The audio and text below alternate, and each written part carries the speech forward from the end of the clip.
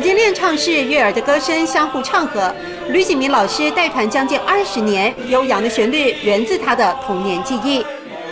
小的时候就会唱，而且我们家附近他们农忙的时候啊，尤其是插秧比较那个啦，像我们叔叔伯伯啊，他们在插秧的时候，他们就一边插秧一边在唱。舍不得古老音韵被时代遗忘，吕老师组织合唱团，运用西洋音乐技巧，山歌转化成精致的合唱曲。像卡拉 OK 当中，大家抢那一支麦克风，抢得要命，对不对？合唱何必抢呢？大家一起上台。学员并非都是客家族群，透过音乐享受歌唱乐趣。而其实100年前的台湾歌谣早就跨越族群，把多元元素融合于无形。桃花过渡，土灰贵多。我们的客家叫做那个撑船歌啊。那我们是是张啊耶啦哩来呀，是啊是新年哦。在音乐的平台上相互欣赏尊重，吕老师花费毕生精力，要让更多人认识客家音乐之美。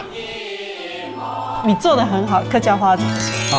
你做得懂好，你做得懂好，你做得懂好。